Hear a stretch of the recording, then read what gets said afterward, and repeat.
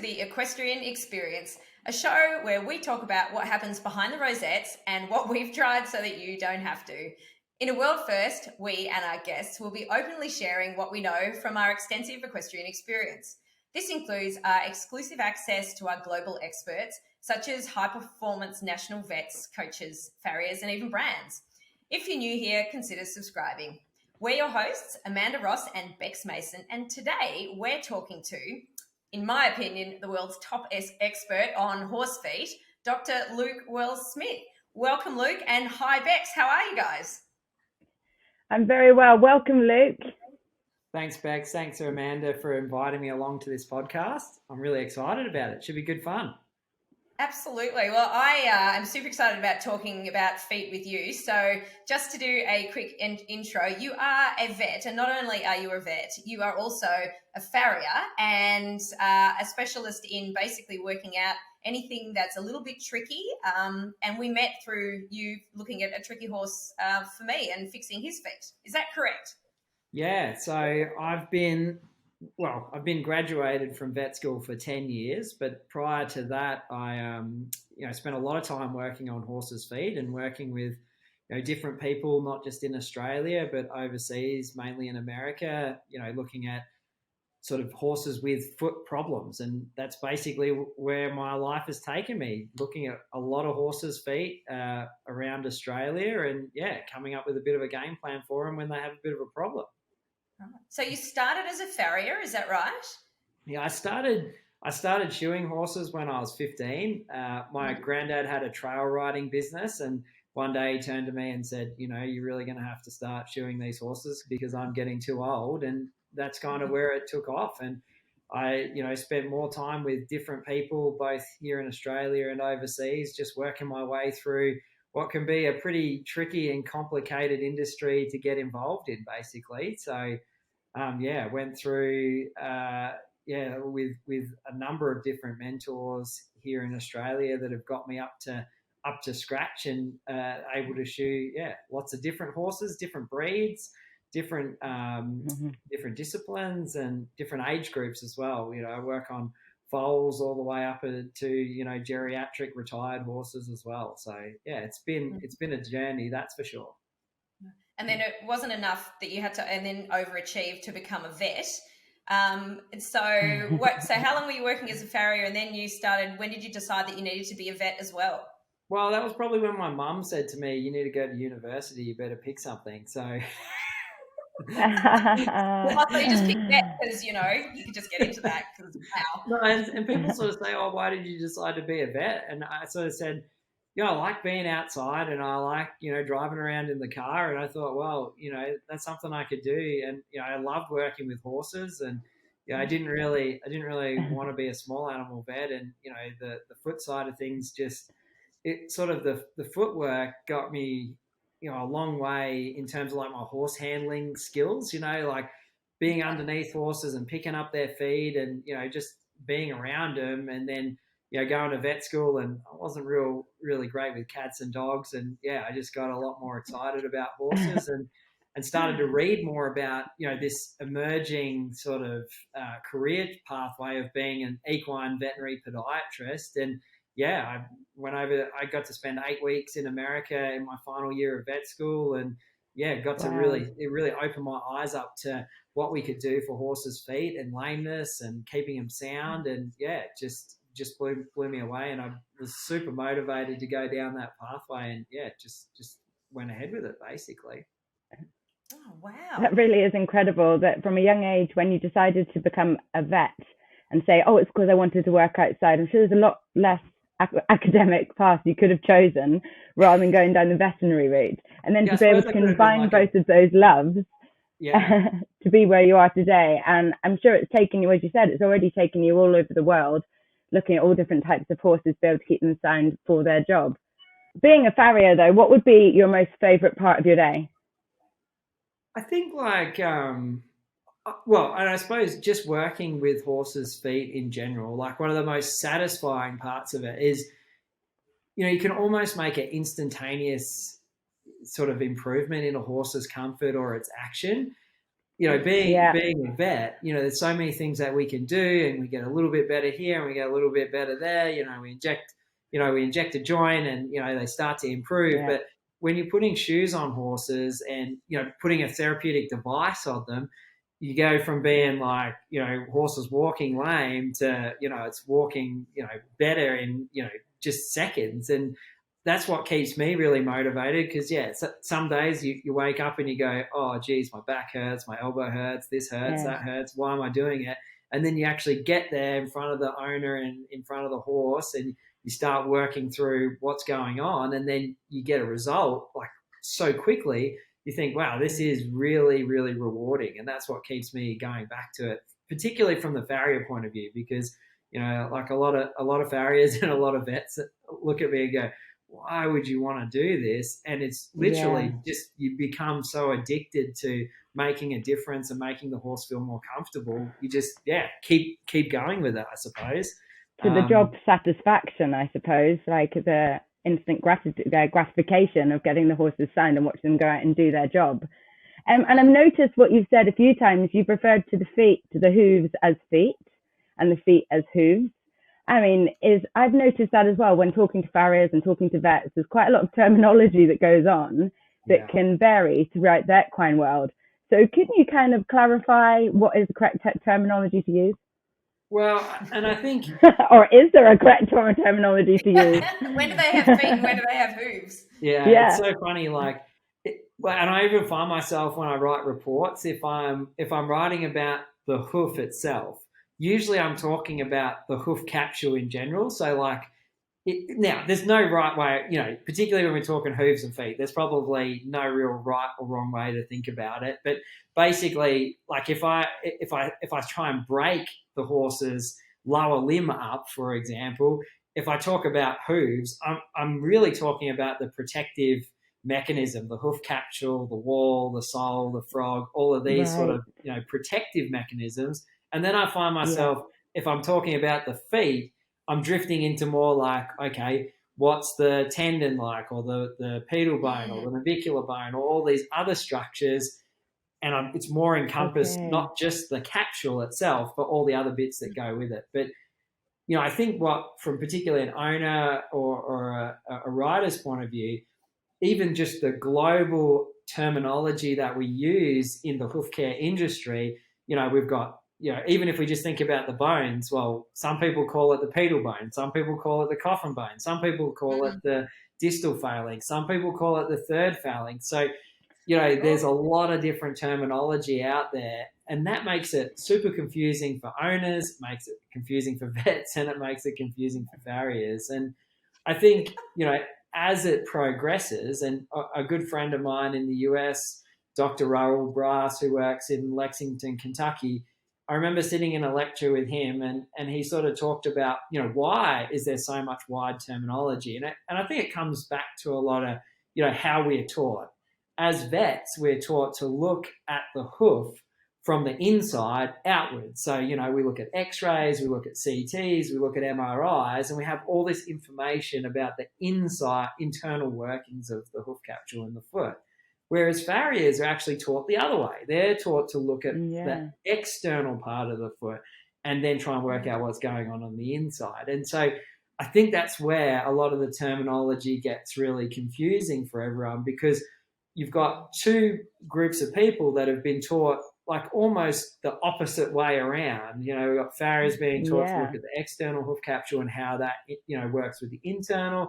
And then we've got vets that are being taught, okay, here's the pedal bone, here's the navicular bone, here's the deep digital flexor tendon, and here's the hoof capsule and what we see externally. And so, I think that's where a lot of this different terminology comes from, just because we're coming from two different areas, which, I think as this industry, as vets and farriers get more into hooves, and, being a farrier is one of the oldest professions out there. And if you look at the history, farriers actually were vets originally. They were the ones that were looking after, Wow. because horses were such a big part of our life, they were the ones that were looking after the overall health of the horse, not just their feet. And then obviously over time, the two have diverged, and now we're almost seeing it like come back the other way. Now we've got, vets that just do horses' feet, and it's becoming a lot more specialist and expert and all the rest of it. So, yeah, it's certainly a really interesting place to be. And a few years ago in America, we tried to create a group of vets and farriers to create a specialisation in equine veterinary podiatry. Didn't really go anywhere, and like a lot of things that are new, you've got different people with different ideas, and it wasn't all sort of going in the same direction. But I think over time we'll get to a point where we all do come together, and there is a true specialisation where you can sit exams, and you can put some special little initials after your name to say that you truly are a specialist. But that's probably another 10 years off, I think. But yeah, it's exciting, and we're getting more research in this area. Farriers are actually doing a lot more research now, particularly in the UK. There's a big push for farriers to become more scientific, which I think it's going to benefit the industry as a whole, particularly the horse, and it's going to be really exciting. Yeah. Well, I'm sure they do that for humans already, don't they? They specialize in the hospitals for people for feet or for a certain part of your body. They have people that operate on your hands or in particular. 100%. So surely that is the way it is going.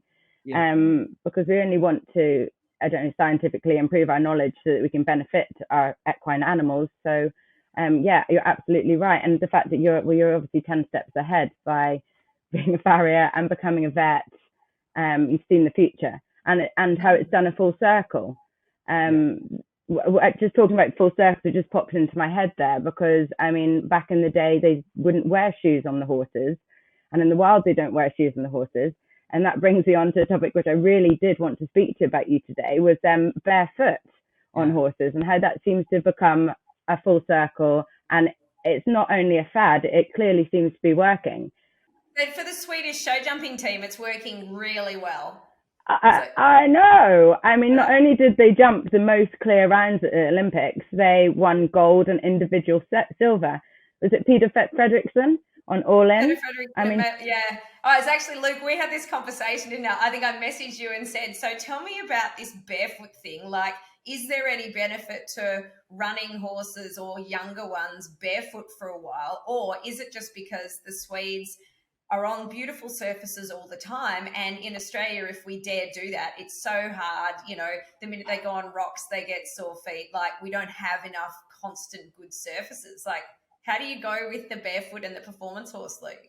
Yeah, look, it'd be great. I truly believe if we could get the majority of our performance horses barefoot, I think it would make a lot of sense. But you sort of touched on it already, but it's the environment that they live in which determines whether that how suitable it is for them to be barefoot. And if we think about just the general how the hoof kind of works and it grows, it's very similar to our fingernail in terms of it's constantly growing all the time.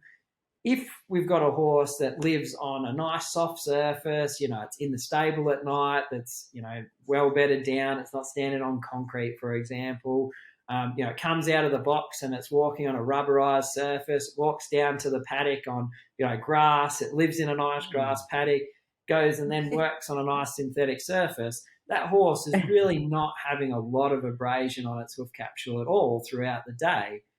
But if we go like maybe in Australia, more of a typical situation where, the horse lives in a box, again, hopefully it's not an abrasive surface that it's living on, but it walks out of the box onto a concrete surface, turns around there, goes into the wash bay, then goes down a gravel road into the paddock, and it's the middle of summer in Australia and it's 40 degrees and the ground's really hard. And then it comes out and it might go into a sand arena and it's working in there. All of those surfaces are constantly wearing that hoof capsule away.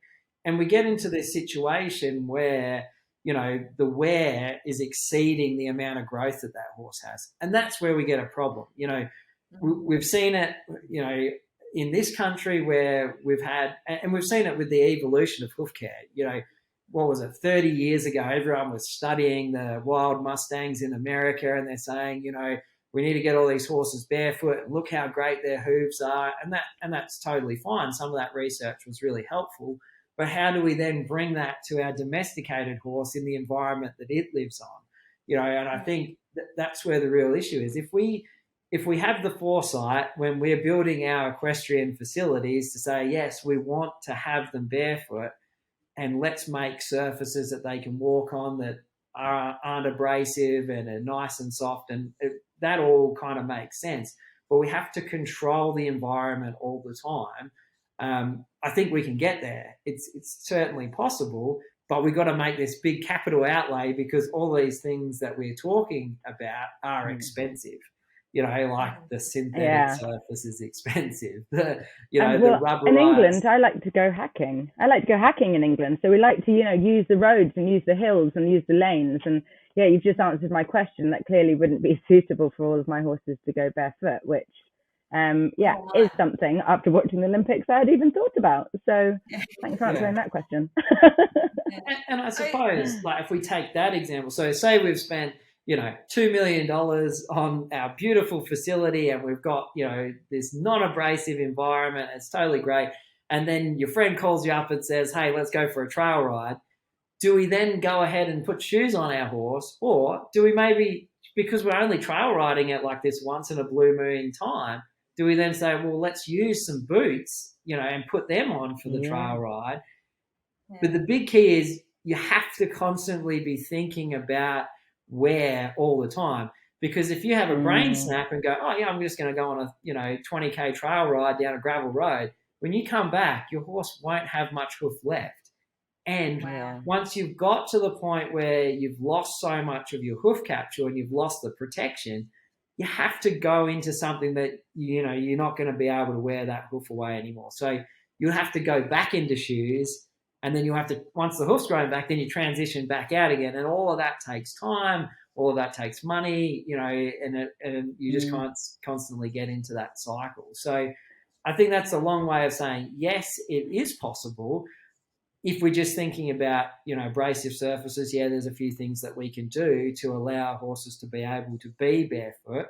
But then there's all these other times that are out of our control. It's okay if we're competing at Borneo, and there's some great, facilities there, for example. But then if we're going to another facility that, there's more abrasion and there's more wear, we have to be, sort of conscious of that. And then if we think about not just the wear, but then horses with conformational issues or previous injuries, we still may need to have a shoe or some sort of therapeutic device on their foot so they can perform at the highest level as well. So, there's lots of different factors, and it would be great to have them all barefoot, but there's things to take into consideration first. I was going to say, Luke, the boots factor, that was interesting because when years ago I had a horse that I was riding for a client and it had foot problems. So it had great hoof, and we decided that it could do some light work and go barefoot until the hoof integrity improved. And we stumbled across the Renegade boots. Yep. And Bex, have you ever come across Renegade boots? They're like they're basically a boot that you put over the top of the hoof, and they have a heel part that you put on and you've attached them. Okay, that you clip in. I think vaguely I do kind of know what you mean. Are these basically little welly boots for horses? Yeah, these ones are really good. So I don't have anything that goes barefoot, but as a huge tip that I found's worked really, really well for me, if I've got something that's pulled a shoe, I've got a couple of different sizes of these boots, and I can put the boot straight on, and as long as the boot fits well, it basically means the horse can get about and it's got the same sort of amount of boot below its foot as it would have shoes, so it's not a little uneven. But and also for shoes a bit loose, you can whack them on. So as far as horses that have their life in shoes, I mean, mine, I know most of them don't cope very well if they lose a shoe. So whacking these on between when the farrier they pull the shoe and when the farrier can get there, they're great. But Luke, it's tricky to get the right boot that doesn't end up rubbing or falling off, isn't it?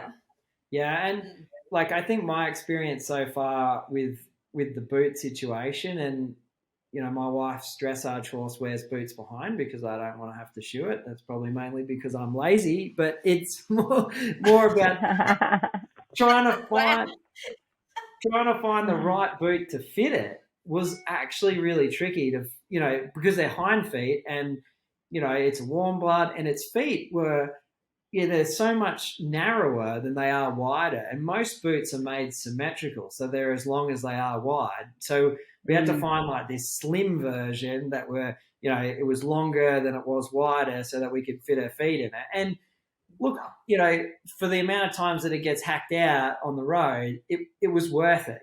Like it would go down the road for some cross training once a week. So for me, I was like, well, this is like a 16-year-old warm blood, hasn't had shoes on for like 4 or 5 years. And if all they want to do, the only time it needs shoes is to go out once a week to be trail ridden, well, it actually is, maybe it's just better just to buy some boots for it. But it was a little bit tricky trying to find the right size to fit this horse. And yeah, I think, again, that gets back to a bit of how these boots are manufactured. Maybe the original ones that they built were like, okay, well, let's just make a symmetrical boot and hopefully that'll fit most horses, which it probably does. But now it's like, well, these horses that we're breeding now have a specific type of foot, so maybe we need to modify, our design. But with all of this stuff, that all costs money. And if we're, mass producing these things to bring the cost down to the end consumer, well, yeah, it's a big capital outlay to make a couple of little tweaks to them. Yeah. Interesting. So with the different breeds of horses that you're chatting about, do you particularly shoe for the horse's job? For example, like the race horse or the jumper or the dressage horse. I know they're all different breeds. Do they have different shaped feet that make your feet or hooves that make you shoe for their job? Can you tell me a bit about that? Yeah, so I suppose there's a couple of things to think about. When I look at a horse, I think about, what breed they are, kind of creates a picture in your mind as to what their conformation's kind of going to be like. If I'm looking at, say, a warmblood, I kind of know that, it's going to have, well, at least the ones here in Australia that we deal with, usually have a reasonably upright sort of pastern. Maybe they might have a slightly mismatched foot conformation in front. One foot might be flatter, one foot might be more upright. Then we might compare that to, say, the Australian racehorse, which sometimes can have really flat feet and underrun heels. So just based on the breed alone, you can start to think, okay, well, maybe this horse is going to look this particular way. And then we might look at a pony, for example, that have these really upright, boxy little feet. So you already start to create a little bit of a, understanding in your mind as to what sort of, what their conformation's going to be like. But then once we get to the horse, if, for example, they might be slightly toed in or slightly toed out, they might have an upright foot, they might have a flat foot. So you're always comparing not only between two different horses, maybe one breed to the next breed, but you're also comparing each foot within that individual horse to each other foot, if that kind of makes sense. So if, for example, we have a horse that has a mismatched foot conformation in front, one foot that's upright, one foot that's flat, interestingly, if we look at the hind feet, we will see a mismatched conformation as well, but it'll be the opposite way around. So if the offside front's upright, the offside hind's usually flat. If the flat foot is the near side front, well, then the near side hind will be more upright. So we see this connection of conformations within the one horse. Now, usually the front feet mismatch conformation's more obvious. They're more different, so it's easier to see. It's more subtle usually in the hind feet, and whether that's the way that we trim them and shoe them, that's probably up for debate. But when we start to then look at the horse in general, we start to see all these different conformations and start to make a bit of a plan. And then you go, okay, well, that's the conformation of the horse, and you think, well, what is their discipline? What are they doing? Are they, retired and just in a paddock and will do X, Y, and Z, or are they a show jumper? Are they eventing? Are they a racehorse? And then that starts to make a difference as to what products or what shoes or how you shoe them based on their discipline. I'm so excited what you just said about the diagonals. that was the first time I have heard that, was actually last week when my farrier was doing my horses, and he said, oh, yeah, see how this one, the front right and the back left, and started to explain a bit. And in all my years of working with horses, I've never, ever heard that. So interesting. You've just brought that up today as well. It's something that I will be looking at next time I look at my horses. Do you think it affects the way they ride as well? Could it be how symmetrical they are in their bodies? Could that have something to do with how their feet are formed? Yeah, I think, well, if we just take, say, the example of the upright hoof, for example, right? So in the upright hoof, if we think about it, the tendon, the deep digital flexor tendon that runs at the back of the foot, in the upright foot, it's slightly, that muscle tendon unit's either slightly shorter or it's a little bit tighter. So its heels want to come up off the ground. And so that's why in the upright foot, we see an increased heel growth. In the flat foot, comparatively, if we think about that, it doesn't have as much tension running down that muscle tendon unit. That's why the heels don't grow as much and they grow at a different angle. So if we think about that from a rider's perspective and say we're doing a dressage test, for example, on a horse that has two different front feet, one that's upright, one that's flat, we'll notice that in the upright foot, that foot won't have as much extension because its muscle tendon unit's slightly shorter, comparative to the other side that's flatter and has more potentially a more relaxed tendon or a slightly longer muscle tendon unit. So we'll talk to the rider and they'll say, oh, but when we're trotting along, when we're in extended trot, for example, I just don't feel like I get as much reach on the upright foot. And that's this sort of typical scenario that we see. Now, the experienced rider then realizes that and they can start to say, well, hang on a second, maybe we'll change the way this horse's move. So we're never going to be able to lengthen the tendon on the upright foot, but maybe we can stop having as much extension on the flat foot and then we can have a bit more of a symmetrical gait. That's different to a lameness, remember. This is we're talking about the sound horse with mismatched foot conformation. We do obviously have situations where the horse is changing its gait because it's in pain, and that's a totally different conversation, I suppose. Well, that's how we met, the mismatched feet. Yeah. So Luke, and this is another thing that I wanted to bring up that was really important, that my vet and my farrier work together as a really good team, and they called on Luke for his expert opinion because the wonderful Diesel, who is now, we can talk all about his soft tissue injuries because he's retired. The first one he had was tendonitis in the right fore, and he showed not much lameness, like very mild, but there was a little bit of heat in there. And then we basically realised that these feet needed addressing, and the right one was the one that grew like, I describe it like a tin can. So it grows sort of long, and the left one is the one that grew what I would consider normally. So basically as his feet grew, one went up and the other one went wider. And so I had my vet, my farrier, and Luke all looking together with, x-rays and different, you guys did so many things. And I'm, happy to say that 4 separate soft tissue injuries, nothing to do with that particular thing. He's still going and he wears a normal pair of shoes. Yeah. But it's been a very big journey. That's why it's so important to have the right team. Things. Yeah, we used so we had aluminium bar shoes with wedges and heart bars and gel filling, and he had like horse shellac basically, didn't he? Yeah. He had everything. So anyway, now Luke, can we talk about? We've talked about all these different things. How would you describe the perfect foot? Yeah, it's sort and he laughs. I think when we deal with so many sort of lameness related cases, and I think a lot of people always try to find the perfect hoof. Now, does the perfect hoof really exist is the question. And if you go onto Google and type in perfect horse's hoof, you will get a lot of different images of the perfect hoof. But does that mean that that is the perfect hoof for your horse? And I think we get into a lot of trouble when we Google perfect hoof and take it to our farrier and say, hey, this is what Google says the perfect hoof looks like. Can you please make my horse have 4 perfect hooves?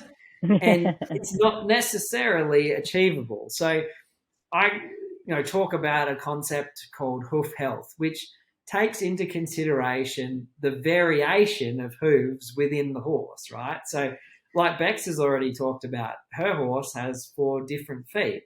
So if we took that same image of the perfect hoof off of Google and tried to then translate it onto her horse, and we trimmed and sculpted that hoof to make it perfect, it then becomes perfect but not functional for that horse. So I think looking for the perfect hoof is almost like creating the lame horse and potentially creating 3 lame hooves within one horse, because I don't necessarily think there is the perfect hoof, but because we have, this variation of conformation within the horse. So, a horse that has an offset knee and turns in and has a flat foot is never going to have that perfect hoof from Google. It's always going to have these subtle differences in growth and the way that it looks. And so I think the key is identifying the fact that every horse on the planet has 2 slightly different front feet. Now, as farriers, we can make them look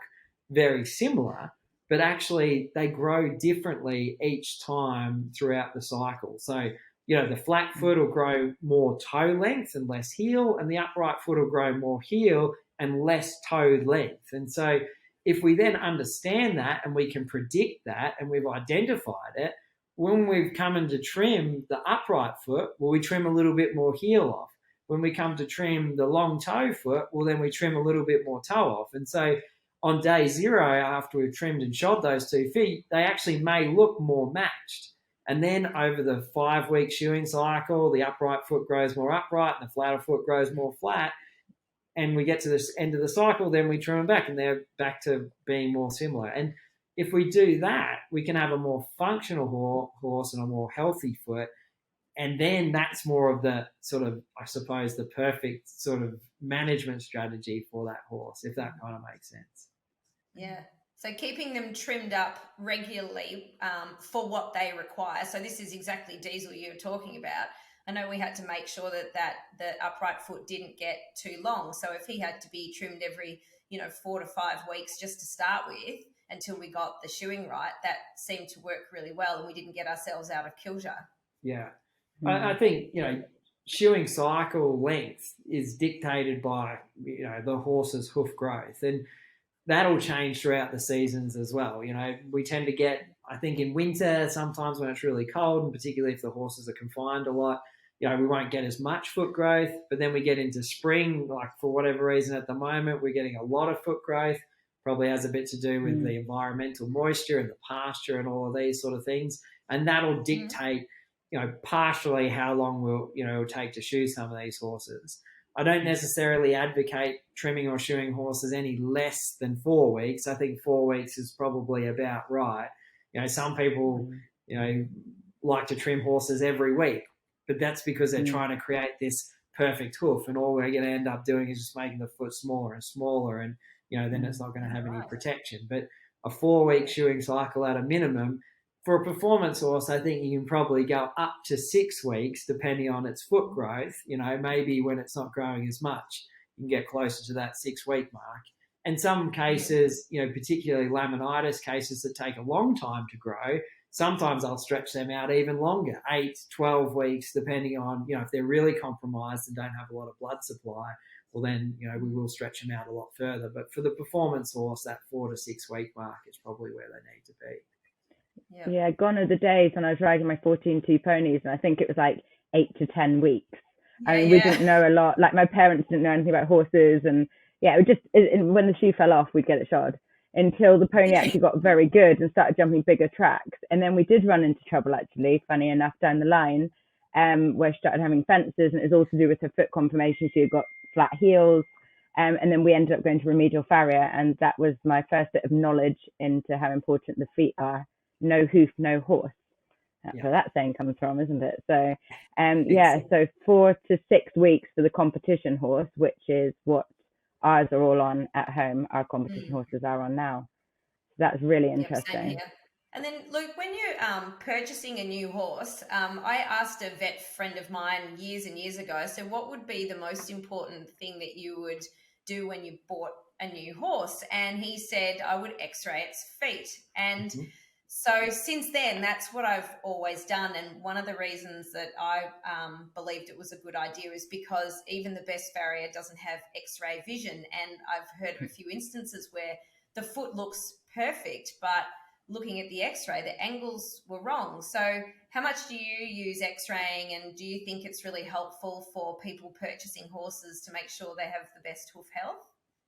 Yeah, I think if we, even get away from the pre-purchase side of things, just having, you own the horse, just having a baseline set of x-rays is really helpful for not just you, but also the farrier to identify any conformational, issues that the horse may have.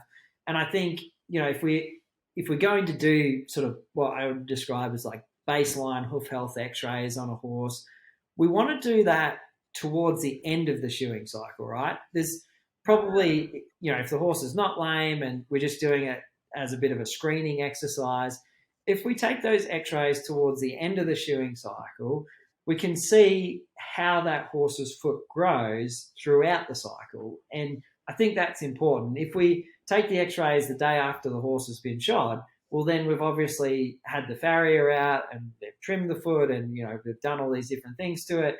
And so then it's sort of hard to predict how that horse's foot grows throughout the cycle. But if we have it at the end of the cycle, obviously we need to keep that in mind when we're reviewing the x-rays. But if we x-ray the horse at the end of the cycle, we can say, okay, the left front foot, for example, grows more heel and it has this angle and its hoof pattern alignment looks like this. And then the right front foot, it doesn't grow as much heel and it grows more toe and its sole depth looks like this. So I think, having that x-ray vision is really helpful for everyone in the horse's system.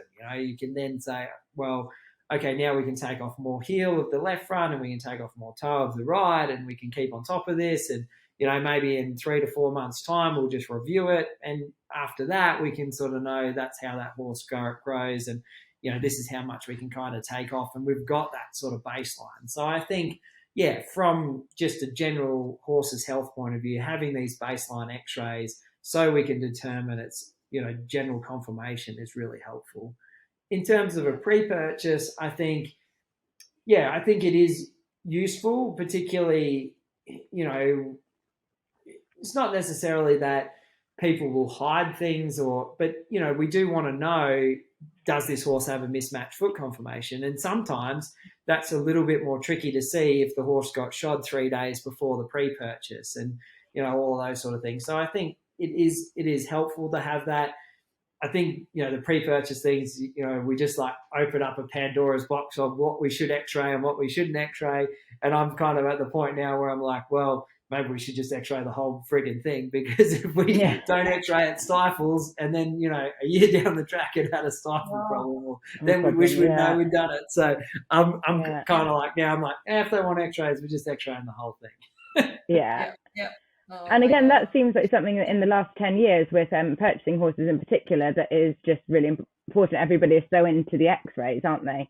Like if we buy anything now, it's almost like we get the horse x-rayed before they actually do the 5-stage vetting.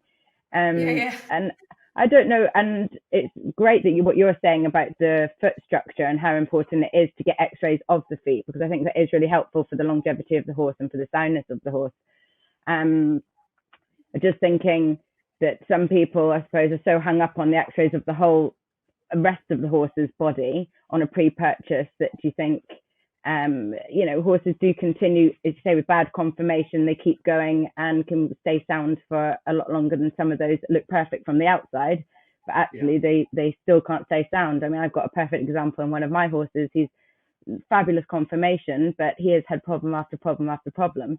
And then I've got another one which is full of lumps and bumps and really weird looking. You wouldn't think it'd be able to jump a stick, and she's going to jump 145 Grand Prix and will keep on going. So it's not here or there, but having the team who's able to, see each side of the project and be able to keep them at the top of the game is just great. Yeah, absolutely. Now, Luke, when you were mentioning a few things there that you look for in X-ray, and I know we've talked about these little terminology. What about? Can you describe things like low heels or a thin sole, or or flat foot? What are those things? And for example, let's start with the thin sole. What's a thin sole, and why is it bad? Okay, well, I think the thin sole sort of concept, I think it's a little bit tricky because it also creates a lot of angst between the vets and the farriers about, what is a thin sole. And so the typical situation that I get into is I come in as a second opinion and, the vets x-rayed the horse's foot and said the horse has thin soles. Well, then the farrier goes, but I've never trimmed the sole of this horse. I don't pair it away. Like, how is this even possible? And so it gets back to, okay, what is the terminology of a thin sole? And I suppose this is where it gets a little bit tricky. So most of the time we're going to, x-ray the horse to determine what its sole depth is. And there's two measurements that you can make. One is measuring the live sole, so the sole that we can see on the x-ray. And the second is measuring the depth of hoof from the bottom of the pedal bone to the shoe surface, for example. And those two things can be different, right? So the horse could have a solar arch. So we all know horses' feet can have a bit of a cup to the bottom of it. And so we can measure the depth of that sole, and then we can also measure the cup, right? And so let's just take this as a bit of an example. And because the horse's sole actually changes throughout the year. So in Australia, in the middle of summer, a lot of horses will retain their sole. So they'll actually have, a nice thick sole. And then in winter, when they're out in the paddock, the horse's foot becomes hydrated and wet and it expands and that sole falls out. So we can take that same horse and we can x-ray it in summer and we can x-ray it in winter, and it can have two different live sole depths. So if we take the summer horse, for example, we take the x-ray and we might measure the live sole depth to be, say, 15 millimeters, so it's quite thick. But the total distance of the hoof, like the distance from the bottom of the bone to the shoe surface, might be 20 millimeters, right? So we've got 15 millimeters of live sole and 20 millimeters of overall hoof depth, or like vertical sole depth. Then we come to winter, we x-ray the same horse, right? Hasn't been trimmed. It's got exactly the same parameters, but it's exfoliated out its sole. So now it's got 5 millimeters of live sole, but it's still got 20 millimeters of vertical depth. So that horse, it's not a problem. It doesn't matter if it's got 5 millimeters of live sole or 15 millimeters of live sole, as long as it's got 20 millimeters of total depth, right? The problem that we get is once we transition from summer to winter, the farrier is used to looking at this horse with retained sole, so it looks like it's got a really flat sole, so you're always a bit nervous about trimming that off. But then if that horse exfoliates out its sole, and now we can see all this big wall sitting there, and we think, oh, it's got heaps of hoof, well, we'll trim it. And we trim it to that almost that live sole plane, right? So before it had 15 mils of live sole, now it's only got 5, and we trim it back to, say, within 5 millimeters of that live sole plane. Now we've got a depth of foot that's gone from 20 millimeters down to 10, and that's a big problem. So hopefully I've explained that well, because it's difficult to do without like a diagram, but it's the key. I don't care about the live sole depth as much as I care about the vertical depth, because that horse can be sound whether it's got 15 millimeters of live or 5 millimeters of live sole, as long as it's got enough solar, true vertical depth. And the vertical depth will change based on the size of the horse, right? And so there's this really cool measurement that you can do with x-rays is as the horse gets, as we look at different size horses, a small horse might have a wall width, a dorsal hoof wall width of, say, 15 millimeters. Or, well, we might even go even a little bit smaller. So we'll talk about Shetland. So is that the thickness of the hoof capsule? That's right, yes. Okay. On the lateral image, so the side view, right? So say a Shetland pony has a hoof wall width of 12 millimeters, right? But then we go and x-ray a Clydesdale, and it has a hoof wall width of like 25 millimeters. So as the horse gets taller and bigger, its hoof gets bigger, and so does its hoof wall width. So the Shetland pony, he can live with 12 millimeters. He's got 12 millimeters hoof wall width, and he likes to have 12 millimeters of vertical depth. The Clydesdale has 25 millimeters of hoof wall width, and he loves to have 25 millimeters of vertical depth. Now, if our Clydesdale has 15 millimeters of live sole depth, or so vertical depth, he doesn't really like that. He doesn't have enough protection. So I like to see that 1-to-1 ratio at all times. So if we think about, as the horse gets bigger, he needs more vertical depth because his wall width is wider. That makes sense. Wow. How would you make a horse with the thin soles more comfortable? Is that when you start to introduce like pads, or what is it you do as a farrier to make them more comfortable?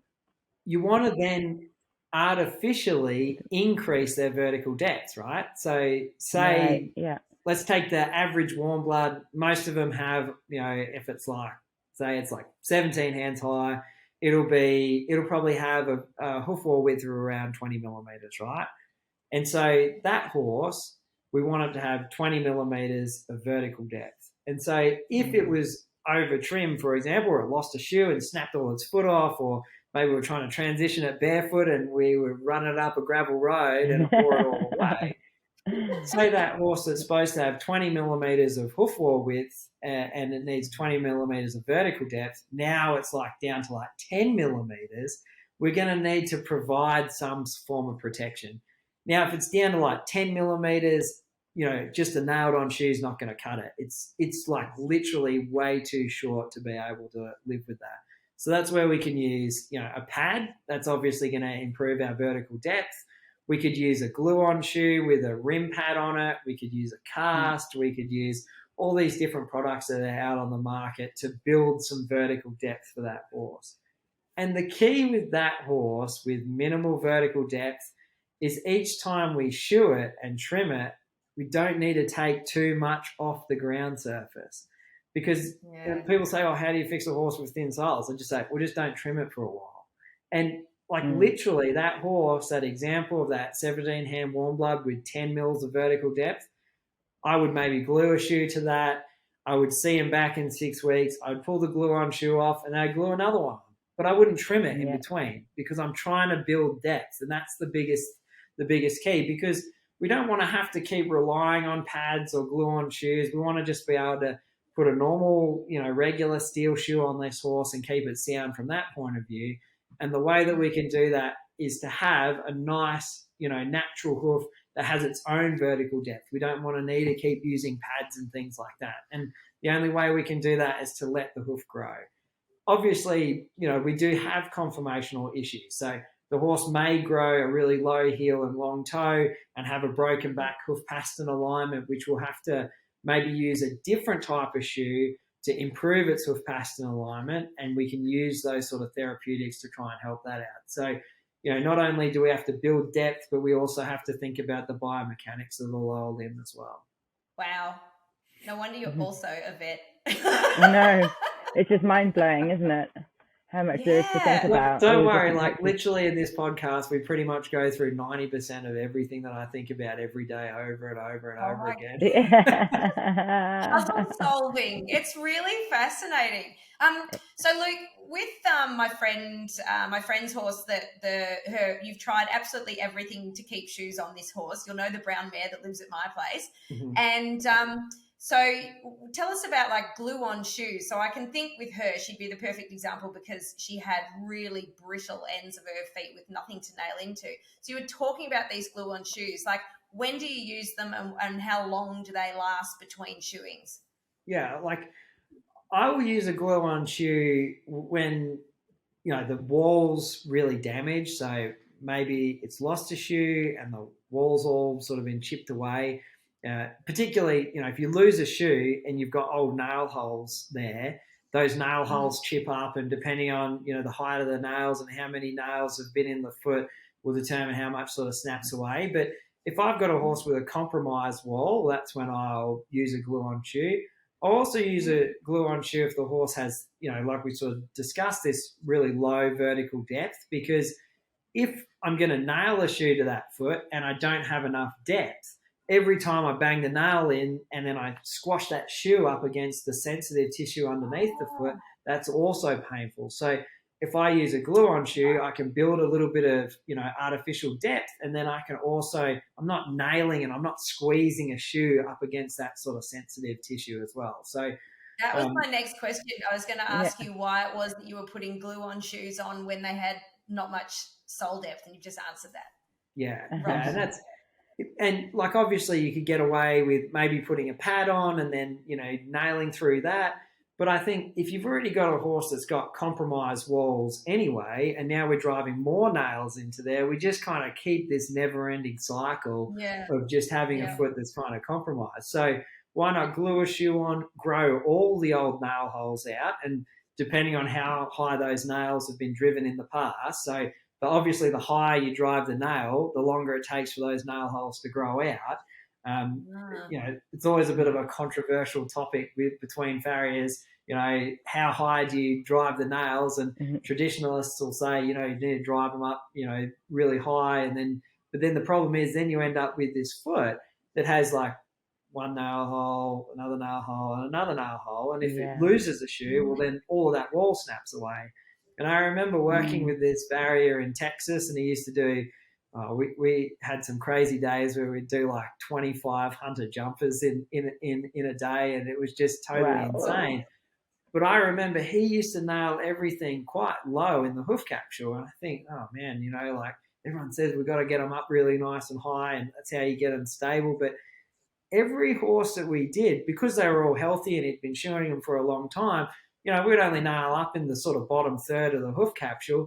Well, by the end of the cycle, we were nailing into fresh hooves. Like his nail holes would grow out within that cycle, and then we could put nails wherever we wanted. And so it was just this real light bulb moment for me. And I was like, well, if I nail in the bottom third and the shoe comes off, or, things are compromised or whatever, at least I've got half a chance by the time I come back and shoe that horse, maybe the whole nail hole, some of those nail holes would have grown out. We can have this really structural hoof capsule. And, so I probably don't do it as low as what he does.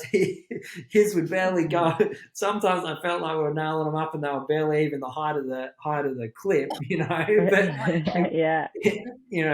but it was really interesting to see that. And so I suppose the advantage of glue-on shoes is you don't have to put any more nail holes, and it gives the hoof an opportunity to grow out those holes and to sort of stabilize a little bit. I love it when you're speaking about gels. All I can think is like shellac gel nails. Yeah. And how spoiled are all our horses, like with all these fancy shoes. If we went out every 6 weeks and bought ourselves a new pair of shoes every 6 weeks, oh my God, think what a shoe wardrobe would look like. My collection would be amazing. Pretty unreal. So the other thing, Luke, I mean, Bex and I would be massive into using studs as jumping riders. Whereabouts do you have a preferred placement for studs? And the other question that everybody seems to ask is, do you put two in, an inside and an outside? Is there any reason that you might only put one in? Do you have the same studs all the way around? Like, what are your recommendations for studs?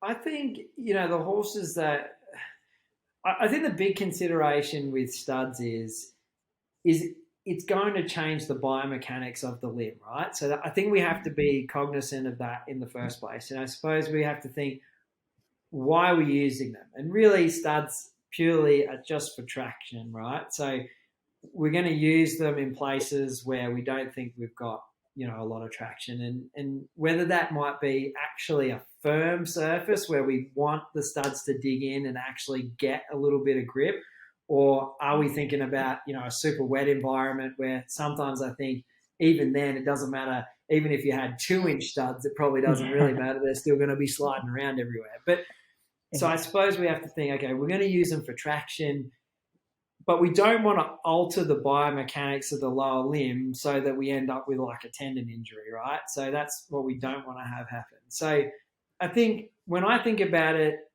if I'm going to use it, let's just think about a one hoof scenario. We're just going to say, here's our hoof.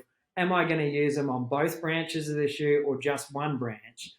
I'm always leaning towards using them on both branches of the shoe. So I think if we just have one, if we had one stud on one branch, that's going to change the mechanics of particularly our coffin and pastern joints.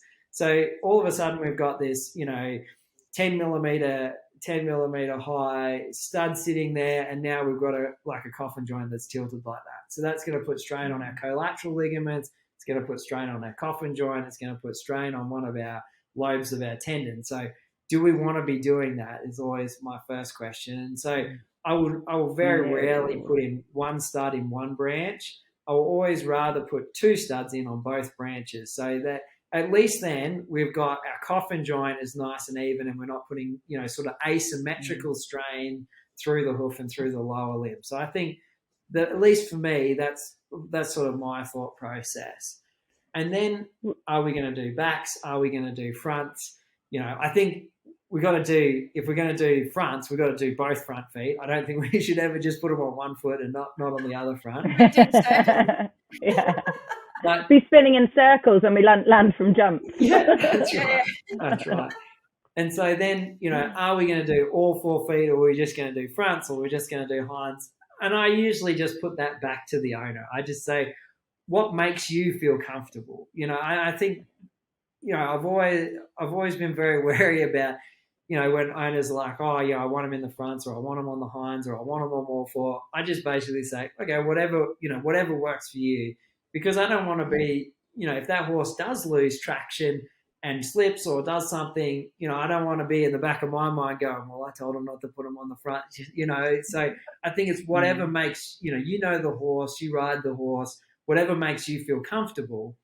But if we're going to do studs, I'm still, I'm not a big believer in having a really large stud. I think if they're going to have an effect, a small stud should still be able to give you some traction. And I think if we're going to have to use studs, and we're looking at the biomechanics of the leg, and if we use a stud, we're going to really speed up the deceleration of the hoof capsule. So when it hits the ground, it's going to really slow it up a lot faster than if we don't have a stud in. So I think if we're thinking about all of that sort of stuff, if we're going to use them, I think using smaller studs is, if we're balancing everything, is probably, at least in my mind, the way to go with it. Yeah. Do you think it makes a big difference with, I just remember in yards that I've worked in before, and actually how I stud my horses now, is I've kind of always been taught if a horse strikes into itself, not having the sharper stud on the inside. So then you get to, okay, if you've got odd studs, but even if they're only tiny, say 10 millimeter studs, you have one that's blunter on the inside and one that's sharper on the outside. Does that make sense? Do you think that makes a big difference? In terms, or do you think that's okay? I think I think the height is probably more crucial than anything else. So the contour of it, maybe it's marginal depending on the surface that you're on. But I think it's the height that makes a difference. So if you had two, a blunter one on one side and a pointier one on the other, as long as their height is similar, I don't think that's a big issue. I think if we're worried about a horse interfering from one foot to the other, maybe that's a bigger question of, how are we shoeing this horse? Do we have some asymmetry of hoof growth? Is that playing more of a role? But yeah, that's probably how I'd look at it. Okay. I agree, Bex. I was going to say that has been something that I have always tried to keep them symmetrical, but whenever I go to choose my studs, because we're in Australia, I must say when I competed in the UK, my stud collection was completely different to competing in Australia. And now I look at some of the big ones that I used to have, and I would literally look at them and say, if I have to put that in, I'm going home. There is no way I'm running with that thing. Yeah. So all the ones I use now have got a tungsten core. So it means that they keep the point and the shape. And as the metal of the stud starts to wear away either side, I still keep the same length, but they also pierce the ground. Because, often in Australia, most of our ground is going to be harder. And so you have to pierce through that layer. It doesn't get soft and boggy. But then when you were talking about with the different sharpness of the studs, I then think, well, I choose my studs by selecting the one that I think is going to pierce through the ground and get the shoe flat on the ground. Because like you were saying, Luke, you don't want them to end up on high heels, do you? No. Because then they're not actually standing on the foot the way it should. So that was my other concern with a hard ground. If I don't have studs that can both pierce the ground equally and land that heel on the ground equally, then I always worry about that being that little bit of asymmetry. But that all comes down to ground. I suppose in the UK, you can have maybe a more blunt one on the inside and a sharper one on the outside, but they'll both sink into the ground equally. Yeah. So it all massively comes down to what the surface that you're going to be jumping on, and the grass and that you're going to be jumping on at the end of the day, to what studs you're going to use. It's really interesting, all of that. It is. It's a super big question, isn't it? And it's like, you know, you see these amazing looking stud kits, and I must say now mine has whittled down to my 8 favourites, and I very rarely get away from the 8 favourites now. So thank God. And we're so lucky that actually we jump on surfaces a lot of the time, so I don't have to come across that. I mean, I do miss jumping on the big grass arenas, but my stud kit has only been used once this year, which is a delight. It is. It is actually really nice when you go to the show and you think, oh, thank God I'm not on the grass and I'm just stud. This is great. So Luke, how should we prepare horses for the farrier? I think a lot of people just think the farrier's coming, but as the guy that's got to come in there and work on the horses, is there anything we can do to make your life easier and therefore the job that you can do better? Oh, this is a good question. It doesn't really bother me because I can sedate the naughty one. So, you know, they can be as bad as they want. They just get it. They just get a little bit of happiness. Yes. Well, another question is, though, how should we prepare to look after our farriers? Is that different in England as what it is in Australia? I mean, I know... it's tea and biscuits over here. It's mostly tea and biscuits. But coffee is always on the side, ready, just in case. And a bacon roll if they're really lucky. I think, like, say, you know, horse preparation, obviously, well, we would probably go multiple places with this, but, you know, one is having an area dedicated, you know, for the farrier to come in, and whether it's in the cross ties or in the barn, like, I think, you know, a lot of owners in Australia still believe that farriers can just come out in the middle of 40-degree summer day and just shoe a horse out in the paddock. You know, really, I think the crucial thing is, you know, having the horses, you know, under shade on a flat surface. You know, I think that's really important, you know, having a nice flat surface for them, if we just think about that, and being ready for when the farrier is turning up, you know, and sometimes farriers can be a bit elusive as to when they will turn up, which, you know, I think so that is a theme across the world then. Yeah. You know, I think, you know, I know we all get, you know, well, and vets are the same, you know, we're all a bit, you know, we turn up when we wanted to turn up, not necessarily when you thought we were going to, but I think being prepared and having the horses in ready to go. I think, you know, things that frustrate farriers, particularly as, you know, they bring the horse in and then they take one away and then it's its favourite friend. So then the horse is playing up the whole time. Just having a bit of foresight as to, you know, how this is going to play out, I think is really important. You know, obviously, hopefully if we're riding the horse, it's, you know, relatively well behaved, but, you know, you know, like whenever I get the call to come and shoe a 3-year-old warmblood, you know, like I just sort of think, you know, just pray that it's going to go well, you know, because sometimes you just don't know what mood they're going to wake up in the morning. But, you know, I think handling your horse's feet on a daily basis, picking their feet out, all really helps for when the farrier does actually turn up. And I think, you know, farriers also need to be cognizant sometimes that horses do have pain in different areas. And again, like sometimes I just get called to do horses that are difficult, you know, mainly because I have, you know, a ready supply of sedation. But, you know, a lot of the times we don't actually have to sedate them. It's just because sometimes people are picking their legs up too high and trying to make it comfortable for them. But if we've got like a 16-year-old Grand Prix dressage horse that, you know, is a little bit crotchety and has some osteoarthritis of its hocks, you know, we can't jump underneath it and, you know, jam it right up so we're comfortable, because that horse is going to turn around and kick you across the barn. So I think it's sort of like that two-way street, but also letting the farrier know, you know, maybe my horse does have issues, or, you know, maybe that's you know, if I go and jack up its hind leg, you know, it's going to be sore and it's going to resent it. Well, having that sort of understanding and having that dialogue before it all kind of starts is really important as well. And what about yourself? Do you get a sore back, or is there things that you do to kind of look after yourself while showing? Because I've just got images in my head of our farrier when I was younger, Bernie Tidmarsh, and he used to always be really doubled over on our 12-2 pony. I was really lucky. He used to shoe for Princess Anne, actually, and we managed to get him to come and do our 12-2 laminitic pony called Muffy, who had COPD. And he'd come in and we'd bring him a cup of tea, and he'd let me sit on the pony and plait its mane whilst he was doing its feet. He was so brilliant. But I just remember him always walking like doubled over. I mean, do you really suffer with a bad back now, or is that something that you're looking to prevent in the future?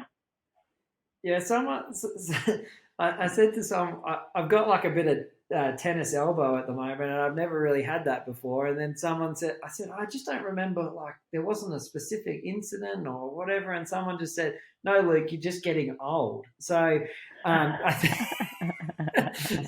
It happens to all of us. Thanks.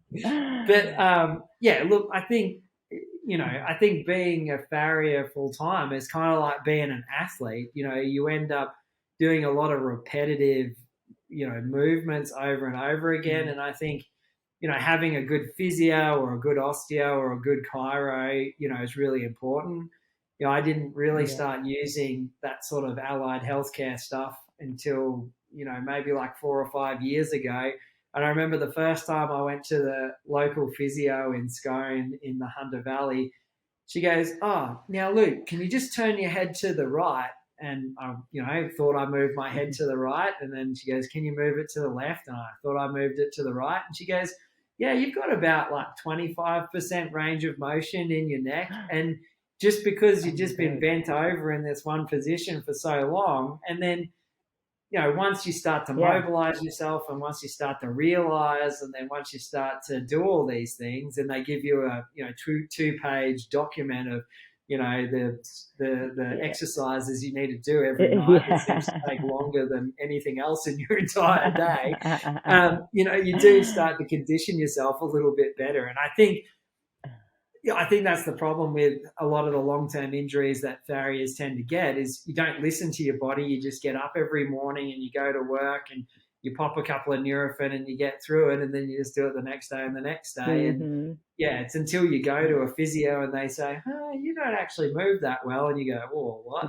And then they give you a few more exercises and loosen you up, and things start to go a little bit better. But yeah, it's one of those things that I still remember when, you know, like the first few horses that I put shoes on, and, you know, you just think, wow, how can anyone actually do this? But over time, it's more about technique than anything else, you know, working out how to pick up a horse's foot, how to brace yourself against them. And, you know, you get around and you think, you know, you do start to develop some different muscles and strengthen up a little bit. And yeah, it does change. So yeah, look, I think it's one of those jobs that, you know, you do injure yourself, and we probably don't take time out when we should take time out and continue to work through it. But yeah, I think, just being able to have, you know, physios and chiros and osteos, I think is really helpful.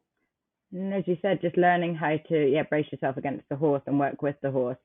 Have you ever had any bad kicks, or been like kicked across the yard, or any really bad things that have happened whilst you've been shoeing horses? Just for those budding farriers out there, to put them off. Probably one of the most vivid, probably the worst accident that I ever had was when I was in Townsville in North Queensland, and I was still at university, and I was shoeing these station horses out the back of somewhere, and it was like the last horse of the day, and it was like, you know, 110% humidity. Like I'd basically stopped sweating at this point because I had none left to come out, and it was like the last horse. It was getting dark, and it was just a horrible horse to do. Anyway, at this point, I hadn't really realised the benefits of magnets, and I was carrying like my horseshoes in my mouth. And I went to pick up its front foot, and it just wasn't picking it up. And I was like, it was getting angry, and I was getting a little bit, tense. And all of a sudden, I had my head down, and it cow kicked me, and it kicked me from the back of the head and like ripped my ear open. Anyway, so we called it quits on that horse, and I started driving home, and there was sort of blood coming out of my ear and whatever, and so I started driving 100 k's home, and on the way home I was like, man, my throat's so sore. Why is my throat sore? And I was thinking about it, and then I just realized, I was like, wonder where all those nails in my mouth went.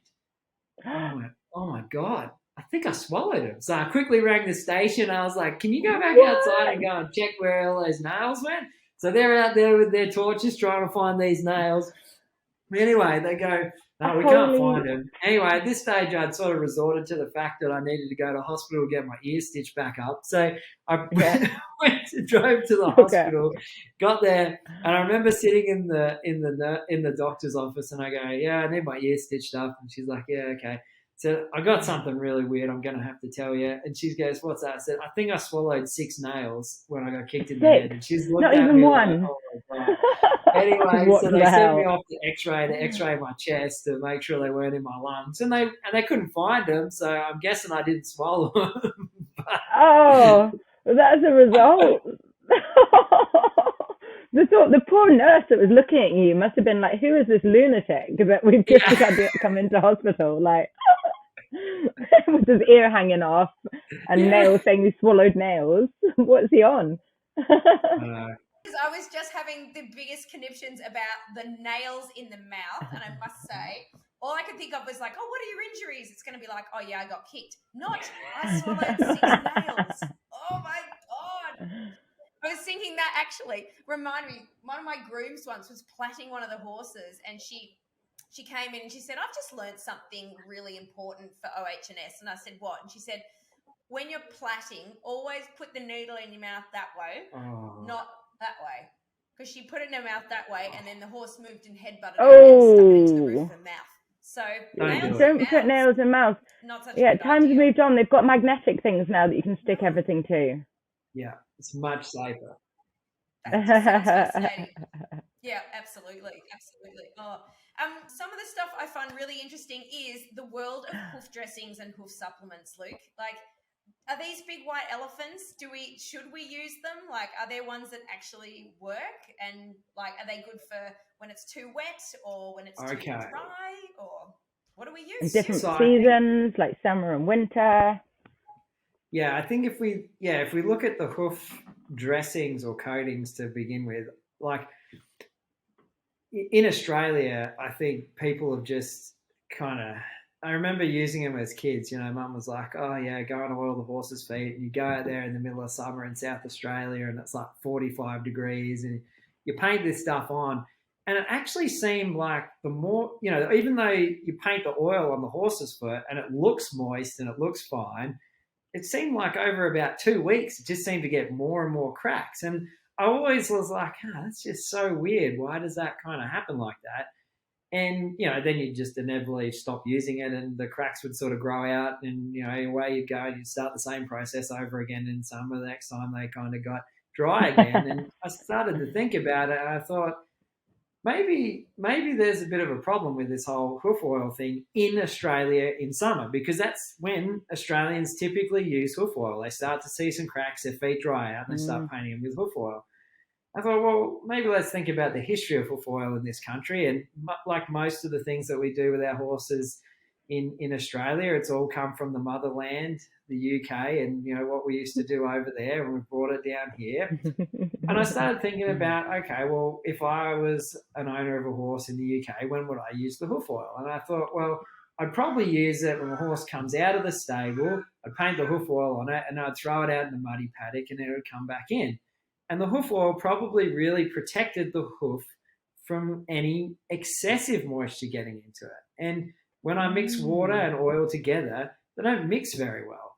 So why in the middle of summer am I coating a horse's hoof with oil to stop the moisture getting in there.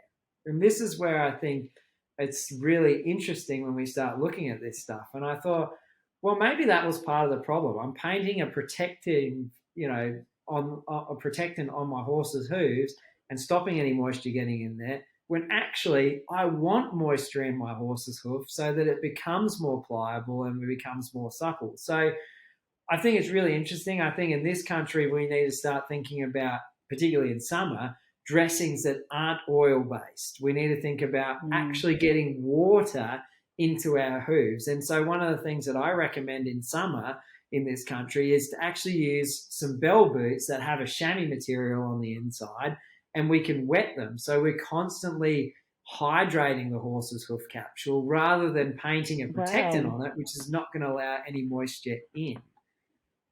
What's your sort of experience over there in the UK, Bex, with, hoof oils? Is it something that you use, and when do you use it? Yeah. I mean, it's habit. It's something we've grown up using. I mean, obviously for the show ring shine, when you go to shows, you always want to be using hoof oil. And that's something that's just in a horse box for aesthetically pleasing look. And we use it on a daily basis as well. But I've always done the same as you. Like I thought in the summer we were using it to replace the moisture of the hoof, replace the moisture that they're losing from the ground. And it's really interesting what you say, because actually there are a few different types of hoof oils on the market. And I have noticed in the summer with one particular brand that I've used, I've not noticed the hooves looking any better from using it daily. And this could be exactly why. So I'm learning so much from this chat with you today. And I'm certainly going to be looking into the products and what I'm using and what it's actually achieving by putting it on. And it's not just for the aesthetically pleasing look, but actually doing good for the horse's hoof. I'm really interested as well to know, like with the supplements, because I know there's so many supplements for horses with brittle feet and dry feet. I mean, do you think they work, or do you think it's better to feed a supplement and then it comes out in the feet? Or is it just as good to use an oil or something to replace and to for the hoof health, basically? I think, like, if you look at the research, particularly on the biotin supplements, that that's sort of the mainstay for most of the supplements that we feed, is they're all high in biotin. And most of those studies were done late 80s, early 90s, and nothing's really happened since then. And the reality is, no horse, in at least, like, I'm sure in your barn and I'm sure in Amanda's barn, would be deficient in biotin just when they're on their regular diet. Biotin's found in pasture, it's found in hay, it's found in our complete feed. So it's not like we ever have horses in our that come through that are truly biotin deficient. Maybe in some poorer countries where horses aren't being fed correctly, they probably would be biotin deficient. But for the most part, our horses aren't. And so what the studies looked at was, if we feed more biotin, do we have healthier hooves? And they found some correlation by overfeeding or over supplementing biotin above their requirements, that they did have an improvement in supplementation in hoof quality. I think this day and age, hoof quality, there's so many different factors associated. I think hydration status makes a massive difference to the overall hoof quality that you have. And I think, particularly if we take like the racing barn example, which probably is similar to some performance horse barns, but, these horses live in a stable. The stable has either shavings or straw, and the purpose of bedding in a stable is to draw moisture. It's to muck up all the moisture from urine, from the manure, so we can easily remove it. But what that does to the hoof capsule is it also sucks all the moisture out of it. And then we take that horse and we take it out, and we might work it at the racetrack, or we might work it out on the trail where it's wet. So the horse has gone from like a desert environment in the stable. We've then put it out in a high moisture environment. We then bring the horse in, we hose it all down, the foot gets wet again, and then we put it back in the stable. So it's gone from like being in hoof's thinking, I'm in a desert. Now I'm in like a monsoon, and now I'm back in the desert. So our moisture content is going like this over and over throughout the day. Whereas when the horse is out in the wild, it's like, well, it's summer and it's dry, and then all of a sudden it rains, and then the ground stays wet, and then eventually dries back up again, and then it rains again and dries up. So, but they're not seeing this constant change within the day. It's a gradual change a lot of the time. And I think that really affects the hoof. You know, it's going from being super dry to super wet and over again. That's what really, you know, hurts the sort of foot growth and the wall quality. And then, you know, supplements, for me, I think, you know, whenever we've got a high performance horse, we're always looking at those little 1% things that we can do. And if we're going to use a hoof supplement, the biggest thing is that we need to use it year round. We get this scenario where, you know, the horse might be at home and we're feeding our hoof supplement, then it might go away to our trainer, but then they don't feed the hoof supplement, and then it comes back and we feed it. And so that horse only gets the benefit of that hoof supplement while you're feeding it. And then if someone in the system doesn't feed the hoof supplement for a period of time, well, that horse is not getting the same sort of benefit from it. And so then we get like hoof that's got the benefit of hoof growth that's got the benefit of it, and then we've got hoof growth that doesn't. And then, you know, it sort of goes on and off. So if we are going to use a hoof supplement, I think, you know, biotin, methionine, a few of these other trace elements are important. But if we're going to do it, we need to do it every day and not just sort of sporadic. What did you say inside of bell boots? To be wet? Yeah, you can buy these things that are called water. Well, they're called like water bell boots. So they just I've never ever heard of that. Yeah. I think I've used them before. They're like you soak them in water, don't you? And then you put them on, and they're like a wet, soggy bell boot that you wouldn't usually put on, but you put on purpose.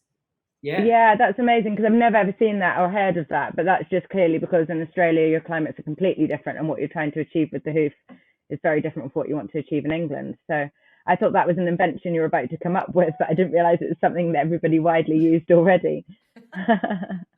No, and like I use them a lot on my hospital cases that are stabled all the time. So you know, I'll chuck them on like a laminitis case because, you know, it might be in the stable because it's got like a really compromised hoof. And if it stays in the stable and we don't hydrate its hoof, it is like rock hard, and it actually does stop growing. And so, I just have like a little bucket out in front of that horse's stall, and then when I go in to feed him, I just take the bell boots off, dunk them in the water, put them back on, and most of them, even in the stable, will stay pretty wet for the day, and then you just change them once a day and away they go, sort of thing. Cool. So from the other extreme of having dry hooves, so how would you want to treat something with like thrush or something that has constantly damp environment, and then they get that smelly hoofs? And can you tell me treatments for that, or how you would shoe a horse which has those problems? Thrush is tricky to fix, isn't it? Sorry to butt in there, but I had one that had thrush in its feet, and it was really tricky to fix.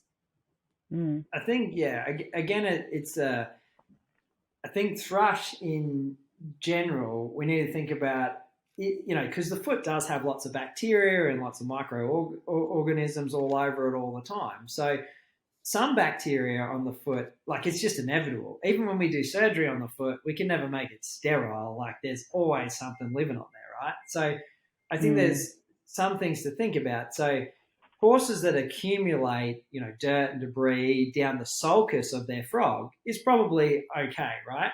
The only time that it's a problem is when dirt and debris works its way down through these cracks to the underlying sensitive tissue and starts to create an infection. And so one of the big issues that we see with horses with chronic thrush, and thrush is infection of the underlying sensitive tissue.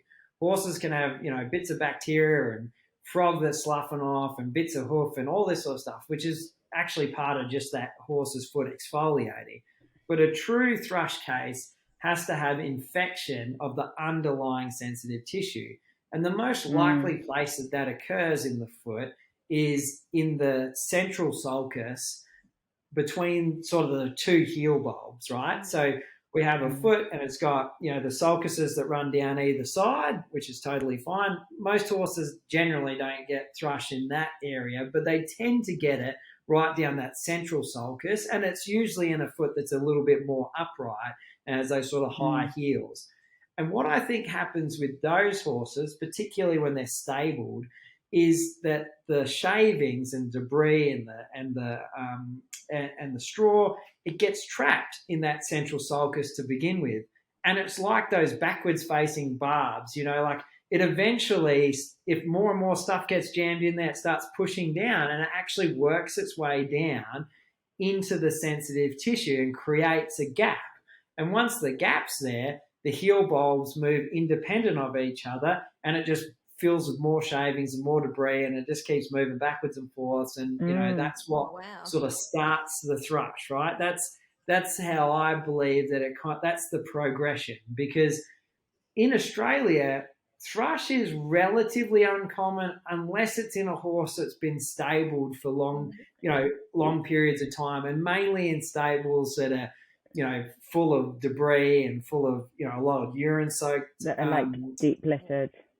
Yeah, deep littered sort of stuff. And, really, it's once that debris works its way down through the frog and into the sensitive tissue, and then the heel bulbs start moving independent of themselves, that's when you've got a real serious problem on your hands. And it all starts from, the environment they live in, and the conformation of the horse's frog will dictate which horses end up with it. And I was lucky enough to actually MRI some of these chronic thrush cases, and we sort of we've never published on it, but the deeper so if you've got a horse in the stables that has this and has this really deep central sulcus to their frog, see if that the sulcus starts going up, and if the skin at the hairline of the heel bulbs is split, that's a real problem, because debris is constantly going to get trapped in there. Yeah. And the horses that we MRI'd to have a look at the soft tissue structures within their hoof capsule, not only was the skin split, but so was the digital cushion. And so that meant that when we started working these horses, and I've got some really cool slow motion video of these horses trotting on a firm surface, you can actually see their heel bulbs move independent of each other. Wow. And so you can imagine how much, because you can't trot that, these horses with chronic thrush, you can't trot them in a circle on a tight circle on a firm surface, because their foot's literally going like this the whole time. They're really weighing. So if we think about, okay, well, why does this horse have thrush? And we think about all these things, then we need to think about how we can treat it. Now, obviously, cleaning them out all the time is helpful, because, we don't want all that shavings and debris and mud and stuff to get jammed up in there. But we're never going to be able to truly stop all of that debris getting in there, because as soon as we pick it out, we put the foot back in there, well, it just gets jammed up in there. That's sort of what's sort of been happening. So these chronic thrush cases, I actually put them in heart bar shoes so that I can protect it and stop those heel bulbs moving independent of each other. Because if that horse is in an open heel shoe or barefoot, when it's moving around the stable, its heel bulb's still moving independent. Even in a thick steel shoe that's open heel, if you watch those horses trotting around in slow motion, that shoe bends. And even if it's just a little bit, that's enough for that to go like that, and that little bit of stuff to track in there and start working up and further. So I actually treat these horses by first cleaning it all out. I usually then pack it with a medicated wax, and then I put a heart bar shoe on it to lock the heel bulbs together and stop them moving independent of each other. And then I fill the bottom of the shoe with a silicone so that nothing can get in there. People think that it's a primary bacterial problem, but it's actually a primary debris problem. It's the debris getting jammed in there and working its way in there that sets up the bacterial infection, which sets up the inflammation, which sort of keeps this whole process going around and around in circles. So that's how I manage the chronic ones, is I actually try and lock the heel bulbs together as much as possible to stop that movement and stop debris getting jammed up in there. Wow. I think I had heard, that's absolutely fascinating, because I know that when the rubber stable floors first came in, and the new trend was, look, you can get this incredible rubber padding and you only need to use a quarter of the amount of shavings that you would normally.